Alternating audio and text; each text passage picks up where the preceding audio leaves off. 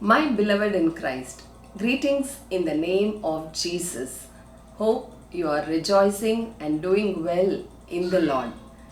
Today, God wants to teach us about the storms that come in our life. Can we read Mark 4, verse 35 to 41? That day, when evening came, he said to his disciples, "Let us go over to the other side." Leaving the crowd behind, they took him along just as he was in the boat. There were also other boats with him.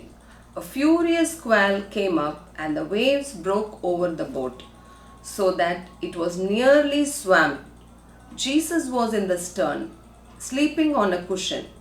The disciples woke him and said to him, "Teacher, don't you care if we drown?"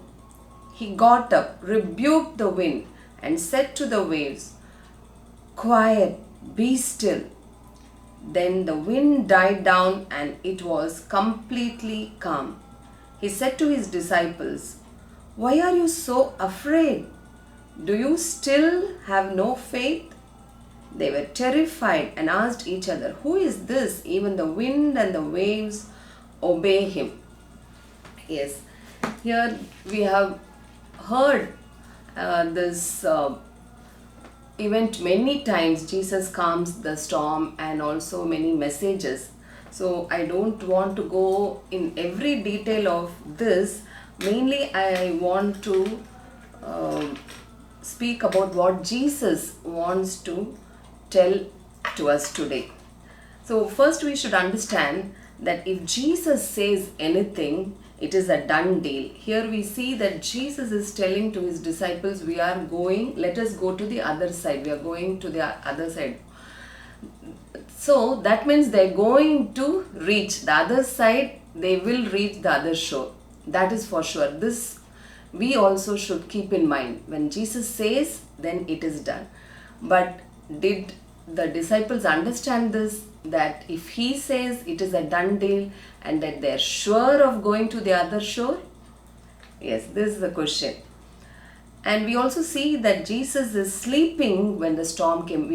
Before that part, we have to see that the storm arose and it was not a normal storm. It was very furious, where the disciples could not control. The disciples were expert fishermen, so they knew all the tactics when storm comes, how to keep their boat safe. But here it says that it was so furious and it was difficult to control. So they were sure of getting drowned. In that situation they were. And so we see it was unexpected storm. And when we see Jesus is sleeping in this furious storm, this time he's sleeping. And we should know that he's sleeping because he is completely tired. Because prior to this, he was teaching the whole day about the parables of the kingdom of God. He was teaching, and so he's completely tired. And we should know that Jesus was fully human here, and like any other man, he had this body condition. And when we go to the next verse, where it says in 39 that the disciples went and woke him up and telling them that, "Don't you care? We are getting drowned." So they thought Jesus did not care. And when Jesus got up, what did he do? He rebuked the wind and the waves, and he said, "Quiet, be still." So what he did not shout above the noise of the wind and the waves, but he just told in a gentle whisper. This is what it's written in Greek. It was like a whisper.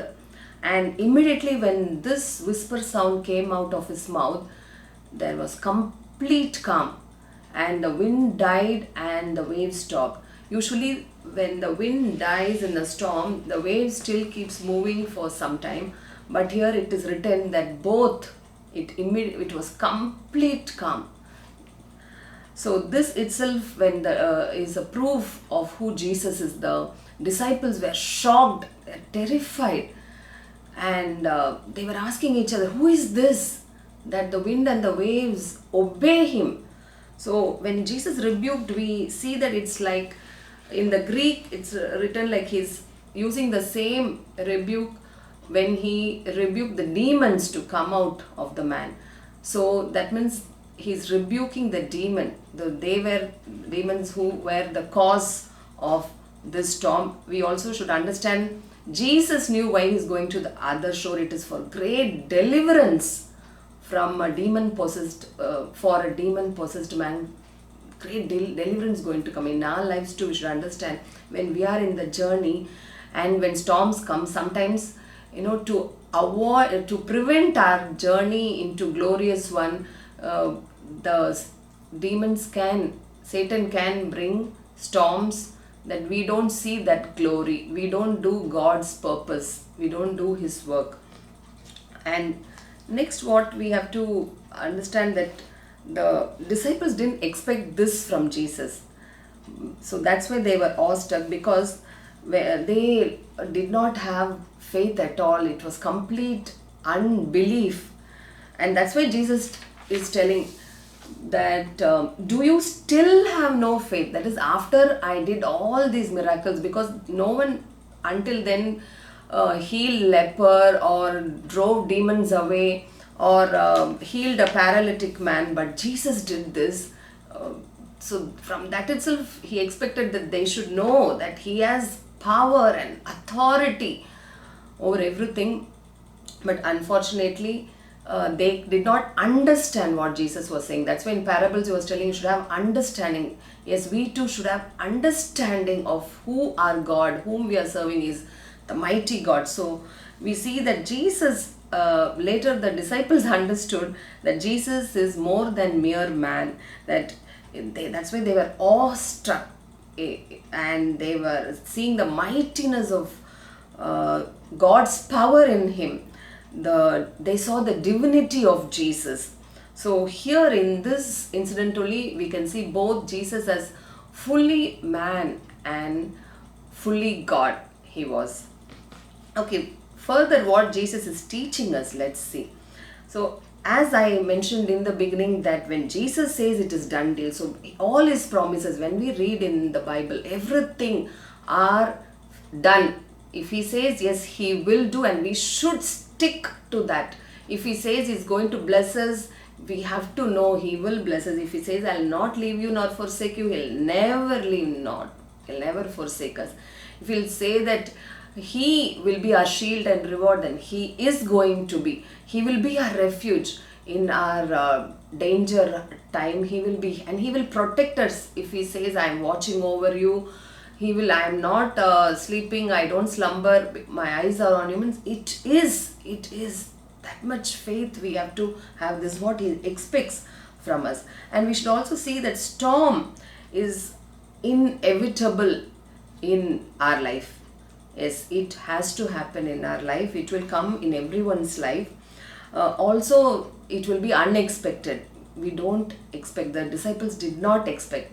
Jesus would have expected, because he would have talked with the Father. Father would have explained all the details, what he's going to do. He knows surely he's going to reach the shore. So that's why he could sleep peacefully. Because the word also says in Psalms 4:8 that when he lies down, he will lie down in peace, and he will keep in perfect safety. That is what we have to understand, that when we too, the word, we have to be assured of the word, that if the word says like in Psalms 4:8, in peace I will lie down and sleep, for you alone, Lord, make me dwell in safety. Means this I always remember and say, yes, so he gives safety and he gives us sleep. As soon as we lie down, he gives sleep. So those who are not getting sleep, if we say this verse Psalm 4:8 with faith, with faith in Jesus, surely we will get sleep. It's for sure, because it happens in my life. And then we have to see that when storm comes, we must not be shocked, we must not be surprised, because it will happen. It even in the lives of the one who follows Jesus, it will happen. See, it happened with the disciples when Jesus was with them. Imagine, physically Jesus is there, Son of God is there, and it happened. It will happen in our lives, but we should be very much assured that at that time we are never alone, because we, the children of God, He is there always with us, and we have to invite Him all the time. We should remember that. And there is also false belief that the true followers of Jesus will always be blessed. They will not have suffering, no struggles, no trials, no temptations, no lack, no suffering at all. Everything blessing, blessing, blessing. Every day blessing, every day joy, every day. No, this is not like that. We can see this in the lives of the disciples of Jesus, especially even that is after the resurrection of Jesus, when they were filled, all the disciples were filled by the power of the Holy Spirit, and then they could do wonder miracles. And but you see their lives, they all died martyrdom. And even Paul's life, we see, who is the apostle who wrote 1/3 of New Testament, what happened in his life too. There were suffering after suffering, who was doing mighty work for God, filled by the power of the Holy Spirit. He was beaten, he was stoned, he was imprisoned, he went hungry, thirsty, even sometimes without clothes, and he died by the sword. And so we have to have this in mind, that any child of God will have. And we, what is the good thing in this is, for us and the unbelievers, when storm comes in our life, there is complete peace because Jesus is there. That's why we have to confess, Jesus, you are here with me, Jesus, you will do, and then His peace will keep us going and take us out of the storm. And also, we, when storm comes, we might not know the reason why the storm is coming, and we must not panic, we must not be confused and worried and in anxiety and always grumbling and complaining and saying, oh, what sin did I do, what sin, where did I go wrong, why it's happening, who did sin in my family, what's happening, or what curse has come upon me. Like that, we must not be in anxiety and fear and unbelief, because sometimes when storm comes, God uses this storm to correct His children, as a father will discipline his child, because the father does not want the child to be lost, to go in destruction, so he will correct. So same for us, our Jesus will use this to correct us. Sometimes we might have unforgiveness in our heart. That is very bad. Unforgiveness should not be. We have to forgive everyone, because Jesus forgave us, forgave all our sins when we confess to Him. And some will be always having that anger and hatred on others. They cannot forgive others. This will be in them, always angry. Then they might not be generous. They also might always trust only in people and not God, because some things keep us away from God. We cannot have fellowship when these are there. So God wants us to come clean, and so He loves His children. That's why He will do this.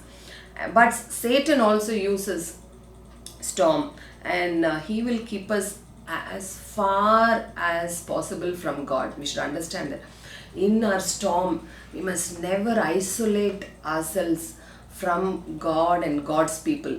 We have to always be in the fellowship of God's people and fellowship of Jesus, calling His name, talking to Him. This is very important. Then we'll be very safe receiving His peace. In our life also, in our family's life, there came a storm, financial storm, nearly 10 years ago. And that time we were not close with Jesus. We did not know Jesus as we know now, as the disciples knew who Jesus was. Like first they too did not know, like that, unbelief. And but God used this storm to transform us, to teach us many principles, and to correct us in different areas of our life. And after that, we started coming close to God because He opened ways. He is the initiator. And then we became born again. We confessed Jesus as the Lord and Savior. We repented of our sins. And then we were baptized as per the Bible. But it was painful then, very painful, because storms are not easy. They are not good, like joyful or like that, but it was painful, hurting. First 2 years it was very, very painful and hurting, because at those time we were not in the fellowship with people, spirit filled people, and we did not know Jesus. I want to say to you, my friends, when we are not in fellowship with God and with His people, and we don't know Jesus as who He is, in the way He is, then really it is great struggle, anxiety, unbelief, doubt, strife. So many things happen which is not good. But I can assure you, you being child of God, you who is calling on Jesus, for you when storm comes, really, really, His presence will give that peace. He will speak to that storm saying, quiet, be still, for His child. So now in our life, when storms come, it did not finish, like small storms keep coming, but now we feel the presence of Jesus in the storm. We feel it, and so we know whenever Jesus' presence is there, there is complete peace. And He also helped us to forgive those who were the cause of our heavy financial loss. Then we learned some principles also, that we should never have we never join with unbelievers in the partnership, in the projects. And He taught us how to be a good steward in the in money matters.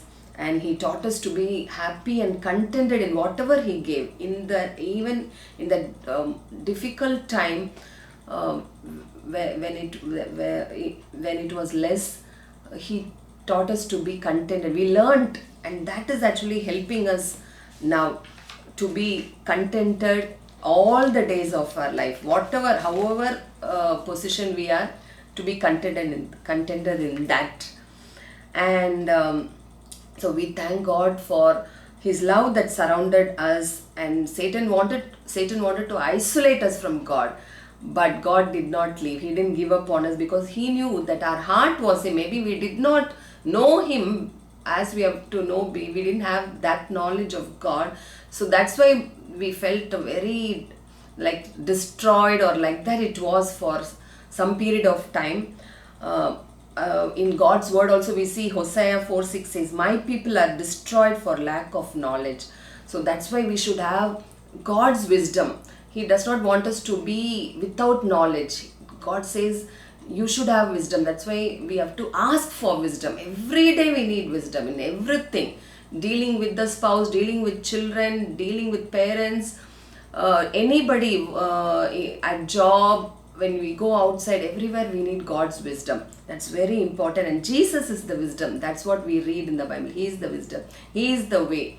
He is the truth. He is the life. So He will keep us safe. And so today I would like to stop with this. And regarding the more teaching that Jesus wants to give us, we will see in our next video.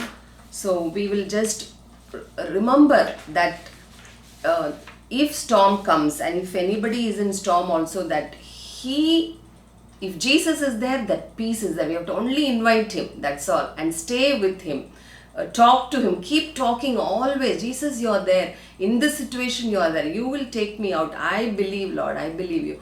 And like that we have to, and give Him thanks and praise of every situation that is happening in our life. And real peace will take over your heart and mind. Shall we pray? Heavenly Father, thank you, Lord, for this beautiful, wonderful day that you have given. You have kept us alive, Lord. Thank you, Father, that today you have taught us about the storm that will come in our life, and even if it is now, that how to be stable in the storm. Yes, Jesus is with us. Remembering that Jesus is with us. His presence will give complete peace in the storm. He will make a way. He will hold our hands. And when He is there, we need not worry or be in unbelief or anxiety or lose courage. He says, be strong and courageous, and He holds our hands. We have to just cling to Him. Thank you, Father, that you're talking to your son, you're talking to your daughter even now, and you're giving that inner peace inside of them. Thank you, Lord, for your fellowship in their life. Thank you, Father. Thank you, Holy Spirit, for that encouragement, for that counsel you're giving, for the comfort you're giving. Thank you, Father. In Jesus' name we pray. Amen. God bless you.